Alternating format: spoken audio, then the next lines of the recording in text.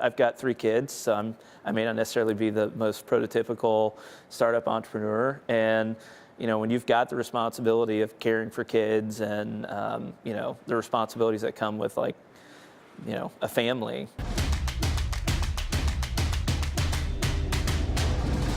My wife and I started a business about 2 years after we were married.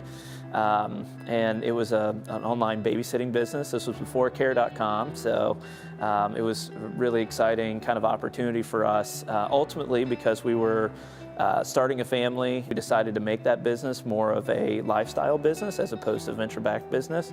And that was hard because sometimes the ambition and the idea of what it could become, you have to let that die. And that was probably the most challenging part of that venture. Why we started Cloverleaf is really because we had a very personal experience. So my co-founder Kirsten and I, along with a couple other co-founders, we actually all worked together at the same company. And one of the things that we experienced there was a marketing video agency. And all the work that we did was done on teams, and we had cross-functional teams with a lot of different experiences and backgrounds. And we saw teams overperform and we saw teams underperform, and it really kind of gave us some insight into what are some of the key factors for success and failure in a team environment. And it really just kind of started us down a path of asking questions and coming up with solutions, and led to the current product that we have today. We really want to change the way the world works, and because most work is done on teams today, one of the ways that we can do that or have the biggest influence, the biggest opportunity to have an impact on the way the world works, is by putting venture dollars behind that and able to hire 3 people and really kind of start a team. And one of the things that Kirsten and I did very intentionally was be planful for what that first day looked like.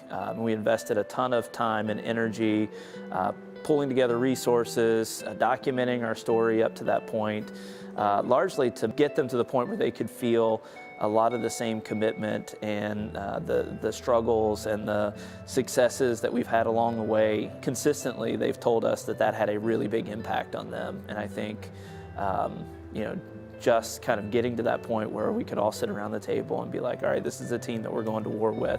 One of the things I love about the Cincinnati startup community is just how willing people are to invest their personal time, resources, network, to help you be a success. And it's not just, hey, I'm going to open a few doors for you, but they'll text or they'll email or they'll call, and they genuinely want to hear the good and the bad, but they genuinely want the best for us, not just for the company, but for us as individuals.